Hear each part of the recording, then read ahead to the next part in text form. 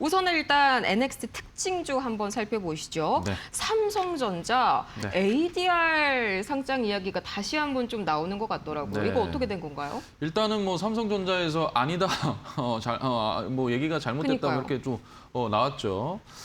항상 뭔가 뉴스가 나오고 나서 또 거듭 그룹 차원에서 이 부분에 대한 노이즈를 또 막아내는 것 같은데 어찌됐든 뭐 ADR이 되려면은 뭐 여러 가지의 또 해결해야 될 부분들도 많습니다. 특히나 삼성전자 같은 경우에는 노사 문제가 지금 굉장히 크게 부각이 되고 있기 때문에 이런 부분들로 인해서 헤지 펀드들이 이 성과급 12조 원 지급이라는 이런 부분들로 인해서 뭐 싱가포르 헤지 펀드들도 좀 차익 실현하고 나갔다 뭐 이런 또 노이즈들이 또 있거든요. 네. 전반적으로 지금 삼성전자는 노조에 대한 또 어떻게 보면 좀 부분이 좀 걸리는 부분이 좀 있겠죠. 근데 이제 삼성전자가 이제 오늘 그 삼성 파운드리 테슬라 AI 그 5칩 요거 이제 양산 준비가 끝났습니다. 그래서 테슬라 22조 원 정도 규모가 되는 거죠. 네. 이거 같은 경우에는 이제 TSMC랑 반반 나눠서 진행을 하는 거고요. 그다음에 이 테슬라 AI 그 6칩 요거부터 이제 독점이고 그다음에 6.5는 TSMC가 하고 이런 식으로 좀 나눠져 있어요. 네. 근데 전방위적으로 우리가 이제 제가 여러분들께도 계속 이제 삼성전자는 원체 많이 말씀을 드렸는데 SK하이닉스와 좀 다른 점은 결국에는 이거는 이 기업 자체가 가전뿐만 아니라 파운드리 그리고 메모리 사업까지 같이 묶여 있기 때문에 주가의 탄력성이 좀 덜할 수밖에 없다라고 말씀을 드렸고 네. 그러면서 파운드리에 대한 흑자 부분이 굉장히 중요하다라고 얘기를 했는데 일단 3분기에 흑자 전환도 좀 긍정적으로 보고 있습니다. 다만 지금 현재 거의 시장 점유율로 봤을 때 TSMC가 거의 한 70%를 담당을 하고 삼성전자가 한 6.5%밖에 안 돼요. 근데 이제 삼성전자가 현재 2나노 여기 이제 테일러 팹에서 연내 가동을 할 건데 중요한 건 수율입니다. 수율. 현재 TSMC가 약 한 70% 이상 수율이 나오는데 삼성전자는 50% 정도밖에 안 나오고 있거든요. 그래서 과연 삼성전자가 이 수율을 어떻게 끌어올리느냐에 따라서 앞으로 파운드리 산업도 이 삼성전자가 시장 점유율도 좀 더 높여가고 그다음에 흑자, 그다음에 계속 수익 구간이 형성되는 그런 부분을 좀 볼 수가 있을 것 같습니다. 네, 좋습니다. 또 이제 제가 괜히 삼전 닉스 LG의 아버지라고 부르는 게 아니잖아요. 이 네. 삼성전자가 25만 원 이 지지 받는 걸 꼭 확인을 해봐야 된다. 이게 좀 네. 무너지면은 뭐 23만 원에서 분할 매수를 해봐야 된다라고 오늘 또 방송에서 아침에 말씀을 해주셨는데 네. 이게 또 정확하게 25만 원을 다행히 지지받고 반등이 나왔었죠. 네. 네, 차트 잠깐 보고 좀 말씀을 좀 드리겠습니다. 네.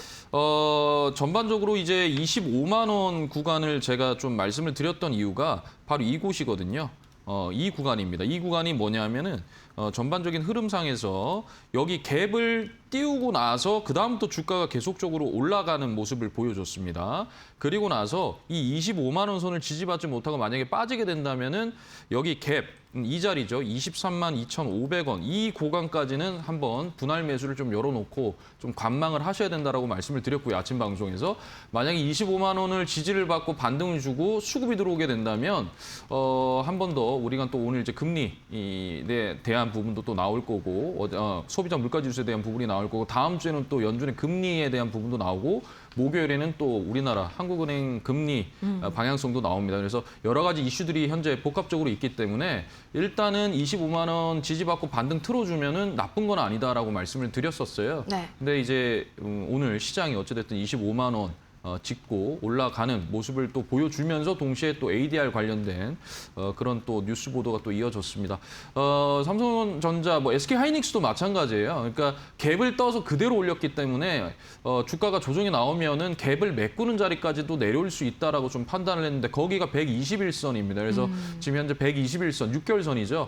요거를 지지를 받고 반등을 줬고 그에 따라서 코스피도 121선 지지받고 반등을 줬기 때문에 굉장히 중요한 가격대가 바로 25만 원이었는데 오늘 여기를 지지받고 다시 반등을 줬기 때문에 지금 현재 야간 선물도 아까 보니까 한 3%까지도 막 올라가고 이랬었거든요. 네. 전반적으로 내일 만약 이 기조가 계속 이어진다면 내일 삼성전자, SK하이닉스도 물론 변동성은 크겠지만 조금 기대해 볼 만하지 않을까라고 좀 생각을 할 수 있습니다. 아, 그러면은 이제 하이닉스 관련해서도 조금 딥하게 여쭤보고 싶은데요. 네. 일단은 뭐 하이닉스는 150만 원까지 열어놓고 봐라. 1차적으로는 뭐 170만 원까지는 네. 좀 봐야 한다. 이렇게 말씀을 주셨는데 오늘 실제로 딱 167만 원이었나요? 네. 그 지점에서 정확하게 반등이 나왔어요. 이거 계속해서 이어갈 수 있을까요?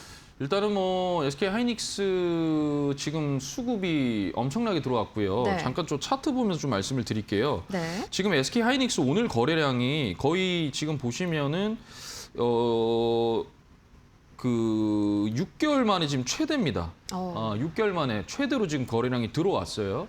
그리고 기관과 외국인이 다 들어왔고 전방위적으로 지금 개인들이 물량을 털어낼 때, 그러니까 개인들이 물량을 뺄 때, 던질 때 그거를 거의 외국인들과 기관이 거의 다 받아내는 모습을 보여줬거든요. 그래서 170만 원을 정확하게 이탈을 했을 때 개인들이 엄청나게 패닉셀을 했습니다. 그렇죠. 굉장한 지지 라인이었고 그건 왜 지지 라인이라고 말씀을 드리냐면 요것도 마찬가지거든요. SK 하이닉스도 전방위적으로 여기 구간이었어요. 이 구간. 이 구간이었는데 이게 실제로 보면은 여기 143만 원, 145만 원 이 부분에서 갭상승으로 이제 그대로 여기 구간에서 이제 그대로 뛰로 올리면서 계속 올라갔다가 빠진 구간이었기 때문에 실질적으로 여기에서 좀 지지를 받아줘야 된다. 근데 그게 170만 원 구간이었습니다.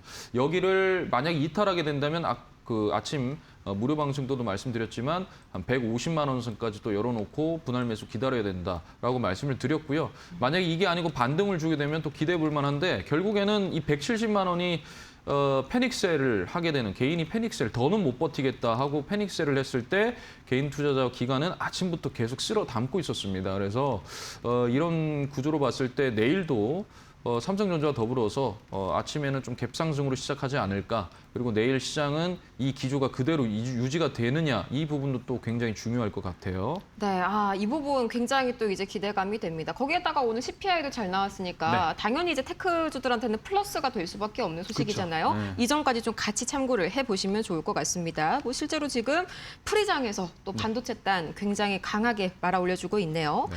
그다음에 이제 VEM, 네. VEM 이 친구도 오늘 뭐 정규장에서부터 굉장히 강했었죠. 네, 맞습니다. VEM, 테스, 네. 그다음에 PSK 이런 종목들이 좀 강했어요. 제가 이제 이거는 전공용 이제 식각 장비이고요. 네. 이 장비에 들어가는 부분인데 결국에 이 VM이 최근에 이제 어제부터 연거푸 올라갈 수 있었던 가장 큰 이유는요. 물론 이제 코스닥 150에 편입된 지도 얼마 안 되기도 했지만 더 중요한 거는 이제 솔 AI 반도체 탑2 플러스 어떻게 보면은 ETF 관련된 종목들 특히 반도체 대장주를 기반으로 해서 ETF 관련된 종목 중에서는 얘가 가장 시가총액도 가장 크고 네. 그다음에 가장 수급이 많이 들어오는 ETF입니다. 여기에 지금 그 리밸런싱 7월 리밸런싱으로 인해서 신규 종목으로 편입이 됐다. 이 부분이 굉장히 컸거든요. 그래서 VM 테스, PSK 전부 다 어제 연속적으로 상승하는 모습을 보여줬고 전부 15% 이상, 10%대 이상 급등하는 모습을 보여줬습니다. 이게 증권가에서 VM이 국내 또 상장사 가운데에서는 실질적으로 이 반도체 건식 식각 장비 업체 유일한 업체로도 또 평가를 받고 있고 실질적으로 실적도 영업이익이 전년 동기 대비해서 1,500%가 증가를 했습니다.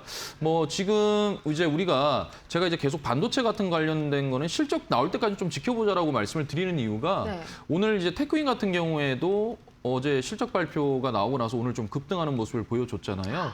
그래서 전반적으로 반도체가 오늘 수출 데이터 7월 1일부터 10일까지의 이 수출 데이터에서도 반도체가 굉장히 좋은 모습을 또 보여줬기 때문에 일단 실질 이익적인 전망치는 일단 정점은 아니다. 네. 그렇기 때문에 우리가 좀 어찌됐든 지금 구간에서 좀 힘들 겁니다. 힘들 수밖에 없는 구간이긴 하지만 분할 매수로 좀 대응을 하거나 아니면은 조금 실적 나올 때까지는 좀 우리가 기다려보자라고 좀 말씀을 드릴 수 있을 것 같아요. 그래서 네. VM이 일단 오늘 넥스트에서도 좀 강한 모습을 보여줬고요. PSK 홀딩스 이런 종목들도 굉장히 또 그 계약권 이런 게 또 나오면서 굉장히 강한 모습을 보여줬습니다만 네. VM이 최근에 정배열에서 계속적으로 21선 지지받으면서 올라가고 있고 121선 이 6개월 지지선을 계속 이탈하지 않고 그냥 계속 올라가고 있기 때문에 저는 상방으로 조금 더 반등을 주지 않을까라는 생각을 해서 신고가는 한번 달성할 것 같다라는 오. 생각은 하고 있습니다.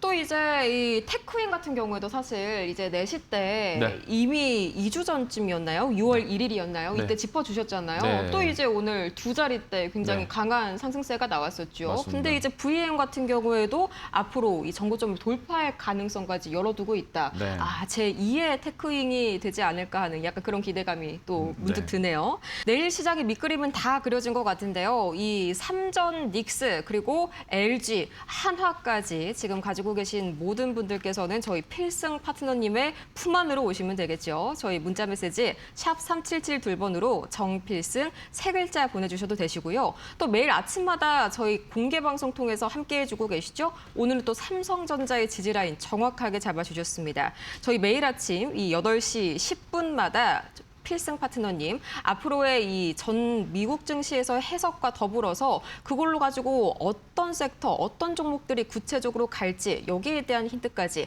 같이 얻어보시면 너무 좋을 것 같네요. 자, 그럼 저희는 잠시 뒤에 열릴 미증시로 가볼까요? 여의도와 뉴욕을 잇는 이곳은 마켓디너입니다.